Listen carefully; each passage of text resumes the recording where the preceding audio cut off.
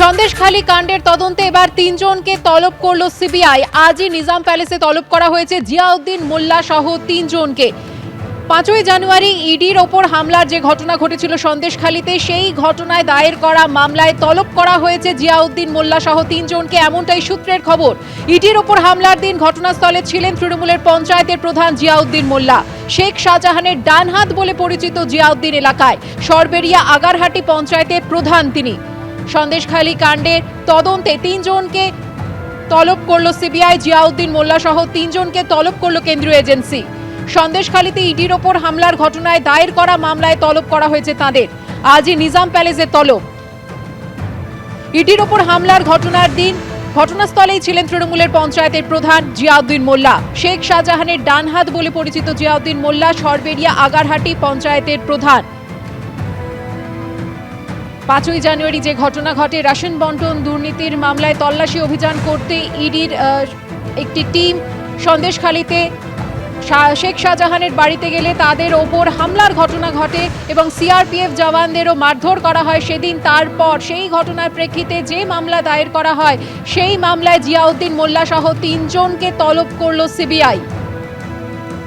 জিয়াউদ্দিন মোল্লা হামলার দিন ঘটনাস্থলেই ছিলেন, এমনকি সংবাদ মাধ্যমের সামনে এসে তিনি তার বক্তব্যও রেখেছিলেন। সেই জিয়াউদ্দিন মোল্লা সহ তিনজনকে এবার তলব করল সিবিআই।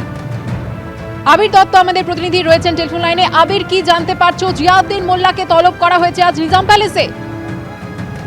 দেখো, যেটা সিবিআই সূত্র থেকে জানা যাচ্ছে যে সিবিআই তরফ থেকে যে দুটি মামলা ইতিমধ্যে রুজু করা হয়েছে এনফোর্সমেন্ট ডিরেক্টরেটের উপরে হামলার ঘটনায় সন্দেশখালীতে, সেই দুটি মামলার মধ্যে একটি মামলায় RC4, সেই মামলার যে তদন্ত চলছে সেই তদন্তের পরিপ্রেক্ষিতে ডেকে পাঠানো হয়েছে জিয়াউদ্দিন মোল্লা সহ তিনজনকে এবং তাদেরকে আসতে বলা হয়েছে আজকেই।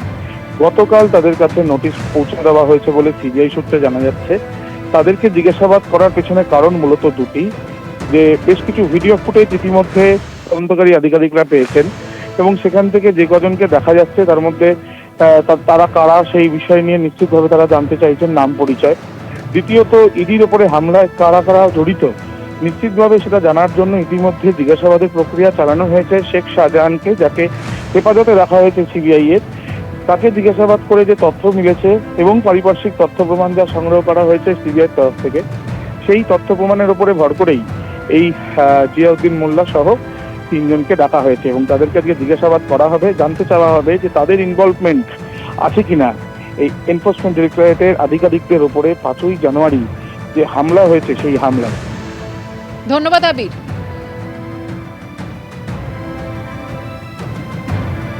সন্দেশখালীতে এবার 3টি জায়গায় 144 ধারা জারি করা হলো। কোন কোন জায়গায় 144 ধারা জারি করা হয়েছে অবশ্যই আপনাদের জানাবো। আজ থেকে বুধবার পর্যন্ত নিয়ন্ত্রণ বিধি জারি থাকবে। সন্দেশখালী থানার অন্তর্গত বেরমজুর 2 নম্বর গ্রাম পঞ্চায়েতে ধামাখালী ঘাট, নাজার থানা এলাকার সরবেরিয়া আগারহাটি গ্রাম পঞ্চায়েতে সরবেরিয়া মোড় এবং হাটগাছি গ্রাম পঞ্চায়েতের রাজবাড়ি বাজার এলাকায় 144 ধারা জারি করেছে জেলা প্রশাসন। আজ সন্দেশখালী থানা এলাকার সন্দেশখালী 2 নম্বর ব্লকে সভা রয়েছে সিপিএম এর। ধামাখালী ঘাট থেকে নৌকায় চড়ে যেতে হবে সন্দেশখালীতে।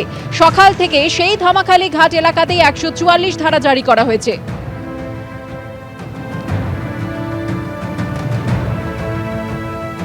কথা বলবো আমাদের প্রতিনিধি সমীরণ পালের সঙ্গে। সমীরণ, তিনটি জায়গায় সন্দেশখালীতে সেখানে 144 ধারা জারি করা হয়েছে। গতকাল বিজেপির সভা হয়েছে সন্দেশখালীতে এবং আজ বামেদের সন্দেশখালী অভিযান রয়েছে। কি ছবি আজ সকাল থেকে? দেখো সুবর্ণা, আজকে সকাল 6টা থেকে অর্থাৎ 13 তারিখে রাত 12টা পর্যন্ত 144 ধারা থাকবে নাজার থানা এবং সন্দেশখালী থানার মোট 3টি জায়গায়।